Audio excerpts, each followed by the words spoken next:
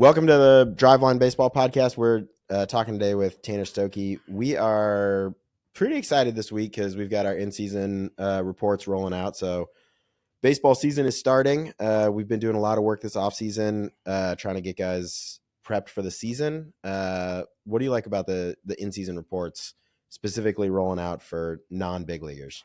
Yeah, we're obviously really excited. At the end of the day, it's just an avenue for us to have more context on exactly what's going on with guys we're training, guys we're working with, what's going on with them in season. We obviously train a lot of college hitters, and to follow all of their stats, going to each team's individual page, looking up their name, seeing how they did that weekend, it's very much tedious. So having this type of thing, it's an easier way for us to get context on exactly what's going on the field and the box score side of things, how we can blend that with the data we're seeing on the training side, kind of figure out how to close those gaps and make sure we're focused on the right things between games, weekend series. I mean, definitely easier for coaches to monitor stuff and provide some insight. And then also I think helpful for a guy to just pull up his batted ball stuff in the Driveline app and be like, oh yeah, this is what I got. This is what I got. Mm-hmm. What maybe, but like, what are some successes that you've had using this like blended outcome process data so far with guys that we've worked with? And like, why do you think it's going to translate down into the collegiate game? Yeah. So I guess to start, the reason it's going to translate down to the collegiate game is just more actionable information. Yeah. Right. It's feedback that the players are actually going to have, which in a lot of cases at the college level, they don't have access to their data. Mm-hmm. Not talking like batted ball data as far as exit velocity, launch angle, things like that with the TrackMan. Some schools have that. A lot of schools don't.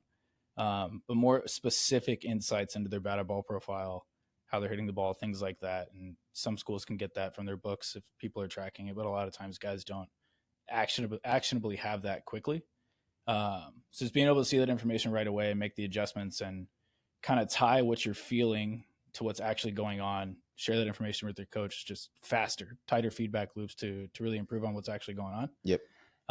So as far as some examples, right, like are obviously very fortunate to have a ton of publicly available information at the big league level, Mm-hmm. especially this past year. Now that bat speed and bat tracking data is public, attack angle, bat path, things like that aren't quite there yet. Hoping they're going to be there this next year. Yeah. But pairing that with our internal models for attack angle, what we're seeing on the practice training side pregame with Blast has been really impactful to really blend what's going on in training to what's going on in the field and what they're struggling with. So a couple examples with the data that we will have access to with Blast and the 643 reports would be basically the dynamics that play with bat speed, your batted ball profile, and your attack angle. Yeah. So like a good example would be big league guy I've worked with the last couple of years, not going to drop a name, but a guy who's been pretty damn successful. Yep. Good hitter, generally hits the ball in the air, has a more of an uphill attack angle, higher attack angle on the bat path side of things.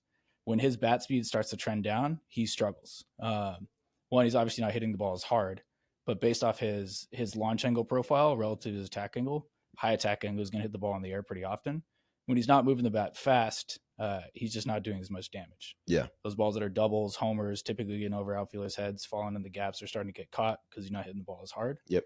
And on the flip side, another example is a guy who historically is at his best when he's driving the ball in the air to the pull side. Yeah. So one of the metrics we're going to get from the 643 reports itself is air pull percentage, which is just anything to the pull side of the field. You break it off by spray angles, right? 15-degree increments. So to the pull side, anything to the pull side in the air, right? The technical definition between 10 and 40 degrees. Mm-hmm. We're obviously not going to get launch angle data. More of the subjective, like line drive, fly ball to the pull side. So we're going to be able to see your air pull percentage. Take it a step further, we get your whole distribution, ground ball percentage, fly ball, line drive, pull middle, oppo percentage. We'll be able to use that. But this specific example, that should scale directly down, is a guy who generally moves the bat pretty fast, but he has attack angle issues. Bat path works down and across. You see low attack angles, and usually when that's happening, his air pull percentage plummets. And when his air pull percentage plummets, he struggles a lot. Yeah. So we'll be able to kind of close that gap with that sort of thing based off actually seeing the batted ball distribution. We're seeing that, okay, you're not pulling the ball enough, or you are pulling the ball, but it's not in the air. Yeah. So we know that a ball pulled in the air is the most productive batted ball, like the most productive outcome in baseball. So we can blend that with the guy's bat speed, with his attack angle, what we're seeing with the batted ball distribution, and it'll immediately give a signal what we need to focus on in practice or pregame before the next game or just training throughout the whole next week. Yeah, I mean, I think even without the ability to have like in-game bat speed data or exit velocity data or things of that nature, you can start to, with just like a few simple things, you can start to get pretty surgical with the way that you intervene for, for slumps or for like extending these periods of like outlier performance. Exactly. Because I think, every hitter has struggled with just like you get to a certain part of the season and you're scuffling and you are like just searching for answers, and it's like, oh, well, now you can just pull up your phone, text. Yeah, open up the app. Text one of the guys here and be like, hey, what do we got? And it's much easier for us to diagnose it with batted ball, some blast data. Hey, send me video of your last, 3 at bats or whatever. Yep. And all of a sudden we're like rocking and rolling. Yeah, exactly. And we'd obviously love to have exit velocity, launch angle data. It's just not realistic at the college level, at most schools at least. But that's the type of thing where it's pretty easy to get that feedback from a hitter. It's like, oh, I'm hitting the ball hard or I'm not hitting the ball hard. Yeah. You can take that a step further and look at their blast data. It's like using your blast sensor in season is obviously incredibly important. But it could be as simple as just like, hey, I'm not hitting the ball hard right now. Yep. And then they're like, my bat speed is good. Like, what do you got on my numbers? And you can see that maybe the attack angle is like 3 degrees, and pretty confident there. If like you see an attack angle is really low, you can maybe see that the fly ball or pop up percentage is high. Yeah. It's an immediate sign that's like, hey, you're probably just late. You're catching the ball really deep in the zone. It's in your downswing, so you're just clipping everything. Even though your bat speed is good, you're not directly transferring that into exit velocity because there's something going on with your path. That's probably more timing related. Yeah. So there's just faster ways to get to those conclusions to actually work on the right thing and not guess, which is, I mean, that's a big part of I think why we're excited about it is like there's just eliminates additional levels of uncertainty for our trainers. I'm curious, I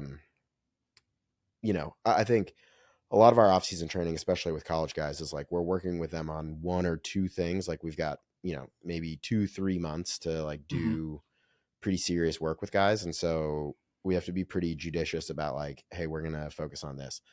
But then we also have to spend a decent amount of time with folks, helping them understand like, when you leave here, this is what we're going to focus on. This is how you should translate this to the game. Here's like, now that, because there's a certain component of it, which is like, okay, if you work on all this stuff in the off season and then you show up on campus and you keep the same approach that you had that was successful for you when you had this like garbage bat path, but now you have a better one, like it gives us, I think, more opportunities to like actively help players. But I'm curious, do you think that knowing that this is in your bag now as like a tool that we can use in the off season, do you think it changes the way that we would train hitters like this summer or in the fall? I don't think it directly changes the way we go about training guys. Like obviously people come in here because we have all the fancy, incredible technology and amazing insights, and you're coming here to get better and work on things. But at the core of what we do is we're really teaching people how to train, how to interpret the feedback, how to be your own best coach. That is the goal of every one of our coaches. One, because it's the best for the athlete. They're their own best coach. They're self-sufficient. They can handle themselves when they're here or not. That's best possible outcome. It makes it easier to coach them remotely as well. Yeah. Because they're giving you better feedback, better insights. There's less time going back and forth talking about things that are less important. Yep.